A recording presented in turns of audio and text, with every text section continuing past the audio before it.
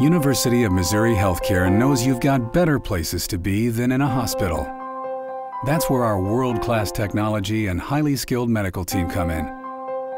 We get you home sooner. That's important to you and those who wait for you. Rufus, guess who's home?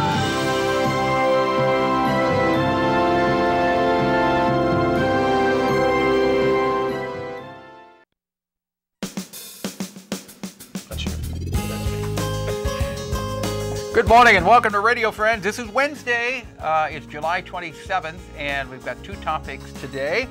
Michael Scott, Maplewood Barn Community Theatre, is going to talk about fundraisers for the new barn, and we'll start off with Dr. John Occhino. Welcome to Radio Friends, John. Thank you. And University of Missouri Healthcare. And John, it's MU Urogynecology, a urogynecologist. Correct. Welcome. Tell me about what is a urogynecologist? Well, a urogynecologist is usually somebody who's done extra training to take care of women with pelvic floor problems. Some of these problems would be bladder problems such as urinary incontinence, vaginal prolapse or a bulge of tissue from the vagina, as well as bowel problems and fecal incontinence. What kind of progress has been made over the years in this department? A lot, I would imagine. A lot, quite a bit. We have formalized the training of physicians, so we do an additional 3 years training specifically dealing with the surgical and non-surgical treatment of these problems. So we formalized that training, and we actually have recruited myself as well as my partner, Dr. Raymond Foster, are both here at the University of Missouri and are the only fellowship-trained people here at the university that deal with these problems. So if a lady comes in with a situation that you're going to care for, how would you say it's changed over the past 5 years or 10 years? Well, in terms of the non-surgical management of these problems, there's been a significant increase in the ability to do that and that's good. That's good. Excellent. Anytime you can stay away from surgery, correct, the better you are. For sure. And so we've been able to advance those options within our own office as well. Percentage-wise, what would you say?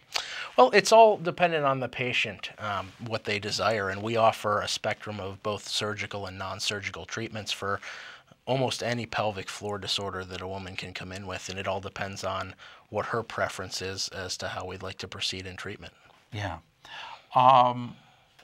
Your feelings for the future, continued advancements? I think we are. I think we're going to continue to progress with research studies that we're doing here at the university, as well as the input that we get from our patients.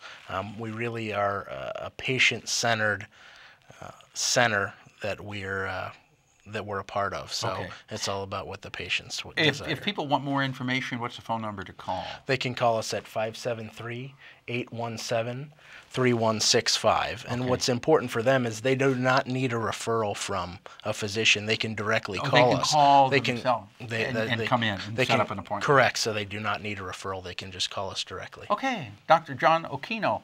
Thank you very much. Good Italian name, right? That's right. Not just Italian, but Sicilian. Correct. Sicilian, the same part of the island that my family came from. That's right. The Catania side. That's right. Pleasure to be here. Yeah, good to have you here, Doctor. Now we turn to my friend Michael Scott, Maplewood Barn Community Theatre. Good to have you, Michael. Good morning, Paul. Thank you. We wanted to have you on. You wanted to come on to talk about how things are going, progressing with the new barn. Well, you know, as we speak, it's been a 16-month haul since the barn burned in April of 2010. I know you remember that.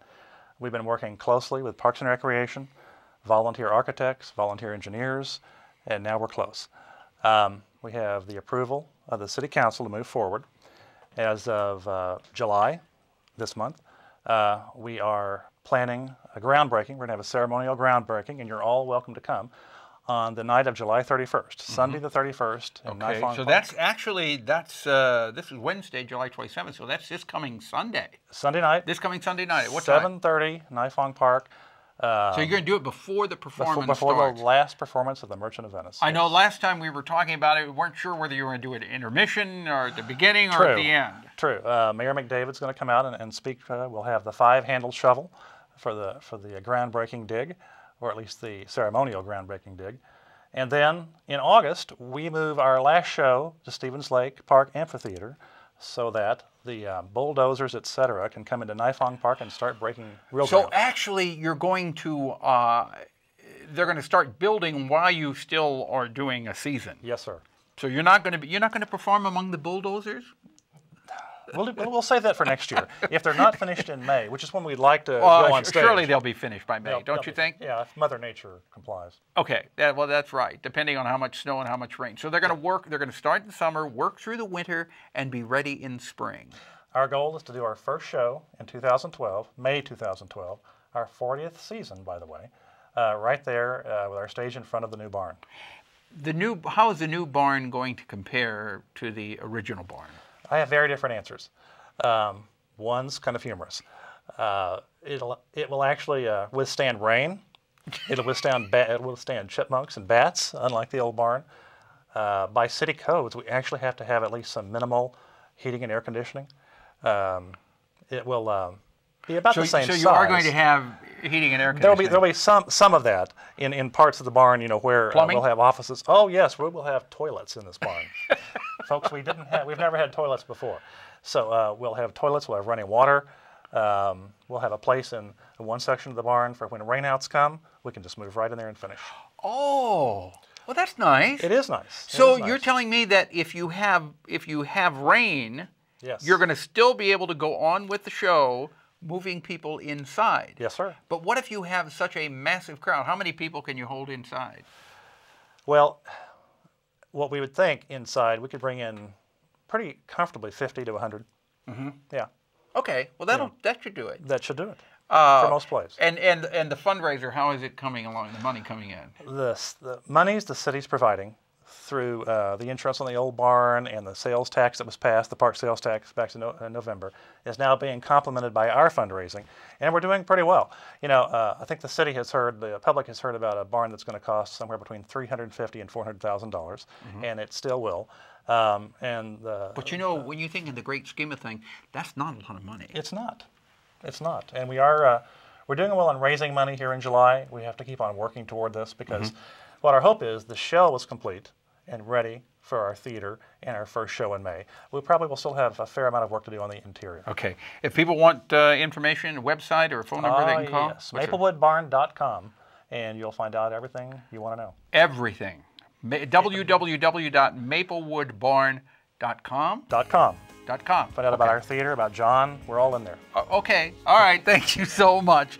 Good luck with it, Michael. Thanks, Paul. We're out of time. Tomorrow, we're going to talk about the Peacemakers Quilt Show and vision skills with kids. Our show directed by Travis McMillan, Reynolds Journalism Institute Audio.